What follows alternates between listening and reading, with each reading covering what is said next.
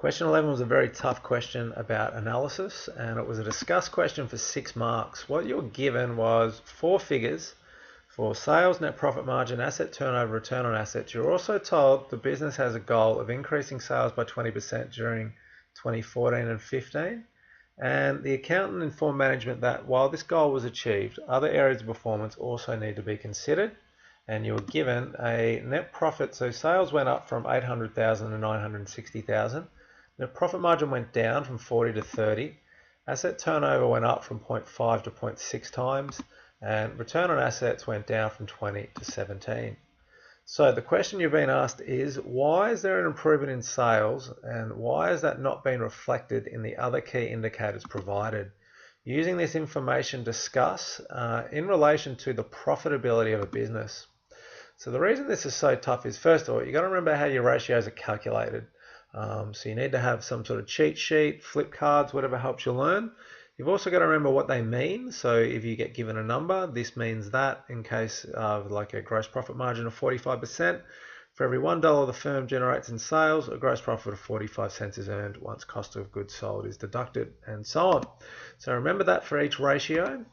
And probably just as importantly, remember what each indicator measures. So in this case, we're asked about profitability. So we want to remember that any of these ratios here either do indicate profitability or give an insight into it. That's why I've included the debt ratio, which we'll see when we do question 12. Also, the some ratios just look at efficiency, some look at liquidity, and we also have a stability ratio called gearing. So in this case, we're asked about profitability. So the first thing we want to remember is profit is revenues earned less expenses incurred. That's a number. That's actually different. It's simply the difference between revenues earned and expenses incurred, which is actually different to profitability. Profitability is where we take that profit number and divide it by X. And it's actually expressed as a percentage. So what we do is compare it to a base figure. And that base figure could be something like sales, assets, capital, or so on. So profitability ratios look at how profitable the business is by relating profit to a base figure. So what we've been given is, let's just take the info we've been given and basically go through it and find things to talk about. So the first thing we were told was we've got a goal of increasing sales by 20%. And if I just do the maths on that, sales went up to 960, they were 800,000. So if I less that away and then divide by the base year, which is 800,000, it actually does equal 20%. So the business seems to have achieved its objective of making more sales. However, this question asks about profitability. Did profitability get better or worse? Just because we sold more stuff doesn't mean profitability is better. So in this case, we've got a net profit margin, which is simply your net profit divided by sales. And what we're told is, what we can figure out is actually how much net profit was. So to do that, all we're going to do is take the sales for 2014, times them by the net profit margin, which was 40%, because what that means is every dollar of sales, there was 40 cents left over as net profit. And that works out at 320,000. Applying the same logic to 2015, we had sales of 960,000, 30% of that was net profit, that's 288,000. Net profit has decreased. So profit has gone down, and so has profitability. It's gone down from 40 to 30. What does that mean? It means that if you look at last year, I'm going to make up a cost of goods sold figure here. So I'm just going to make this up and say it was 40 cents. We don't know that. However, what happens is $1 of sales goes into this business. You can see that here. We have to buy stock before we can sell it though. So we take out cost of goods sold, and that'll give us a gross profit. So what has happened is, in this case, other expenses, and I've just made this number up, would be 20 cents in every sales dollar, and that would leave a net profit of 40 cents once all costs and expenses have been deducted. So what's happened now is, well, the first possibility is it's gone down to 30%, and one way that could have happened was, let's say cost of goods sold and gross profit are identical, so it stayed at 60 cents over the 2 years, but maybe we had worse other expenses. It went up to 30 cents, which meant only 30 cents net profit was left over. The other way this could have gotten worse was maybe gross profit, other expenses were the same, but my other expenses went up. So they went up from 40 cents in every sales dollar to 50 cents. But maybe my other expenses actually did stay at 20 cents. as they did in the first year. But the problem there is because my cost of goods sold is worse off, my overall net profit margin will be negatively affected. Net result is we've earned less net profit on each sale. What about the asset turnover number we've been given? That is calculated as sales divided by average assets. So how did that get, so what does that mean? Sorry, it means that for every dollar of assets that went in, 50 cents of sales was generated in 2014. That's actually gone up in 2016. Every dollar of assets that was invested in the balance sheet, 60 cents in sales came out. So that's a slight improvement. We're actually a little bit more efficient in generating sales. What about return on assets? What does that mean? It's calculated as net profit over average assets. So if it was 20%, that means for every dollar of assets that the business had in its balance sheet, it did make 20 cents in net profit. It's actually gone down to 17%. So what that means is for every dollar of assets in 2015, only 17 cents in net profit was returned. That's a negative result. We're less profitable. We're earning less net profit for every dollar of sales. What we can do is actually figure out average assets as well. Now, you're not expected to do this, but it might help explain what's happening at the end. If I take the ROA ratio here, we can see it's net profit divided by average assets, and rearrange it, I can get average assets as being equal to the net profit divided by the return on assets. So take 2014, for example. Got a net profit of $320. We'll divide that by 20%. That means average assets was $1.6 billion. In 2015, applying the same logic, if I do the net profit of $288 divided by the ROA, you can see here average assets went up, not much, but it did go up. I've just rounded this number, but it did go up about $94,000. So why is that important? Well, when we actually do our write-up, we can see how the factor or the influence that this has had. If you do the maths on that, that basically means assets went up 6%. All right, let's try and sort of relate some of these ratios together. And to do that, you're going to need to remember the Pont Formula. And what that says is your ROA is equal to asset turnover, which is how effective are you at turning every dollar of assets into sales, times by your net profit margin, how much profit is made on each sale. So let's take 2014, had an asset turnover of 0.5, and that went up to 0.6, so we did a better job of turning our assets into sales. However, what that doesn't tell us is did we make a profit on each sale. So we need the net profit margin for that. So in 2014, we made a net profit margin of 40%. In 2015, it went down to 30%. And what that means is in total, the ROA ended up coming out to 20% in 2014. And that's simply the total of 0.5 times 40%. In 2015, it was 17%. This number is a little bit rounded. But basically we did 0.6 times 30%.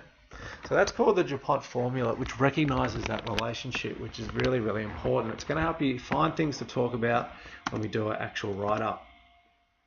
So let's try and summarize everything we know about this question. So what I know is sales went up by 20%. That was my objective, so I'm pretty happy with that. What I also know is that my net profit went down as a number and also as a margin, both by 10%. I also know I bought more assets, not much, but a little bit more, and I used those assets a little bit more efficiently. So I bought 6% more of assets, and I used them a little more efficiently to generate sales. If I do the maths on that, I was 20% better at making sales than I was last period. However, I didn't make as much profit on each sale. I actually was negative 3% worse. So let's find some discussion points here. What can we talk about? Well, let's start with sales. The average assets. I managed to buy more assets, not many, but a little bit, and it looks like I used them to generate more sales than I used to. So I've got more assets and I'm using them more efficiently. However, it looks like I'm making less net profit on each sale, and because of that, I'm making 10% less net profit on each sale, which sort of offset the improvement I had in making more sales and meant that my return on assets ended up actually being worse off. So let's have a look at some things to talk about. It says discuss, so it's just making good points and insightful points that actually explain the information you've been given. So first of all, we could talk about the sales performance and say we actually did achieve our objective, which is good. However, this question did ask about the profitability. Just having increased sales doesn't actually mean your net profit or profitability went up. And in fact, net profit went down from 320,000 to 288. All right, let's look at the asset turnover ratio and make the point that we were actually better at generating sales from assets. For every $1 of assets, we generated 60 cents in sales compared to only 50 cents the year before. This has improved basically because our sales went up more than the percentage increase in assets. When we figured out assets went up 6% and we used those assets to make an extra 20% of sales. So that means your asset turnover is going to get better. However, this also doesn't indicate profitability. I don't know whether each of those sales was made at a profit. So let's get into the nitty-gritty now, which is discussed or profitability. And I'm going to say net profit was worse.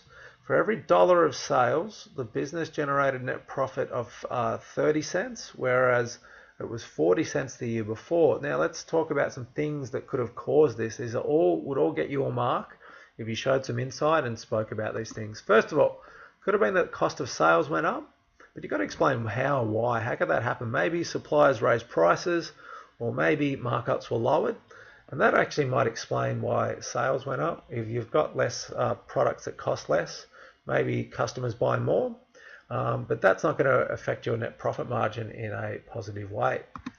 Maybe we also had stock losses or stock write-downs. When you think about it, they actually wouldn't have affected sales. Sales could still go up, but they could have caused net profit to go down. Also, maybe we've got bad expense control. Our other expenses went up by more than what sales did. Sales went up 20%.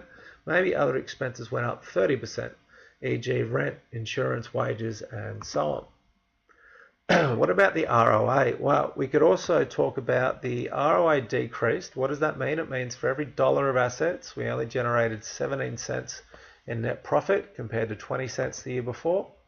Why did this happen? Now, you don't need to mention the Pont Formula. I'm just going to use it because it helps me frame what I'm about to say. We did do a better job at generating more sales. Our asset turnover went up, but those sales were actually made at a lower profit on each sale. Overall, if you want to sort of actually crunch the numbers, which you're not expected to, but basically assets went up 6%, which is good, but I didn't use them to make more net profit. In fact, I actually made less net profit. Overall, I guess you'd have to say the Pont Formula tells me I used my assets less efficiently than the previous year to generate a net profit.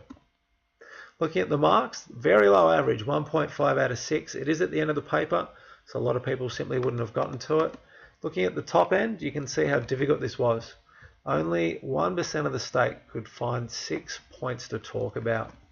Looking at the examiner's comments, it says this question is marked globally. What does that mean? It means there's no set list of 6 things to talk about.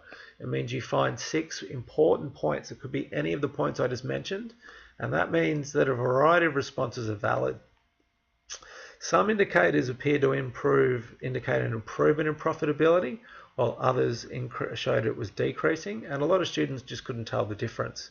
So make sure you know your ratios, you know the difference between profit and profitability, and that way you'll be fine.